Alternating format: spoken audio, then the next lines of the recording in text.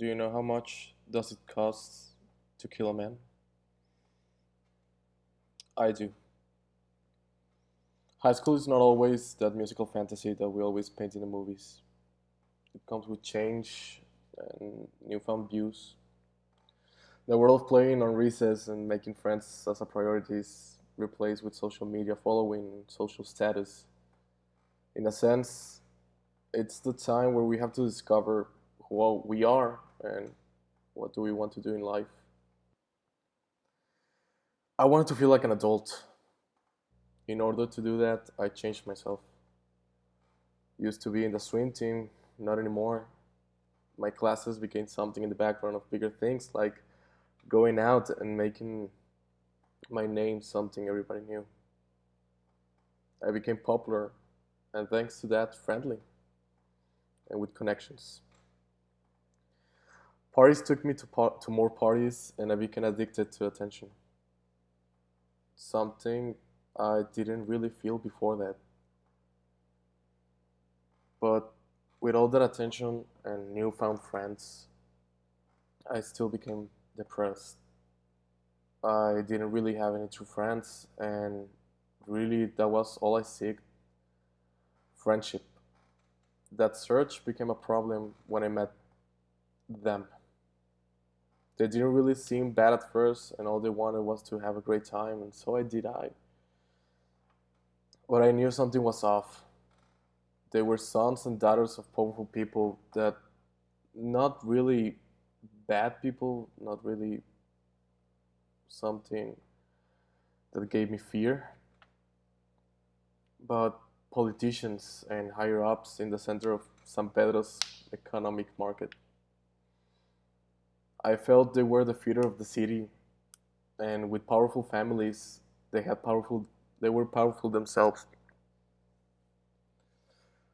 With them, I could go anywhere and have anything I wanted. To tell you the truth, I'm not really rich, but they kept me around since I always wanted to have a good time. I could keep up with their energy. Sacrificing my education and my past friends and family, I went out and did things I'd rather not talk in a school setting. I had fun until that day came. One of the regulars of a club we frequented just kept talking trash. He just opened his mouth and kept talking every single time he saw us. Even I agreed. Something had to be done. I actually thought they were just going to talk to him. I was really just wanted to have fun at that time. What I didn't know that day was that when they went out, they weren't planning to go to the club. They spotted our friend. And with that, just one skinny person who I have never met before came out of our Hummer with tinted windows. I was sitting in the front seat. He was at the back. I didn't question him why he was there. Carrying a metal pipe, he just kept beating him. One hit to the head, one hit to the ribs, another to the shoulder, one to the temple, and one to the knees was the only thing I saw left. Was the last thing I saw. They sped away and just left them both alone.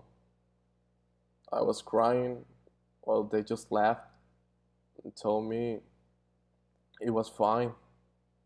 After demanding an explanation, they told me they arranged everything. I I didn't understand. They picked at the guy from the street, took care of him, bathed him, and fed him. Even ordered a few girls from him and let him stay the night at an Airbnb.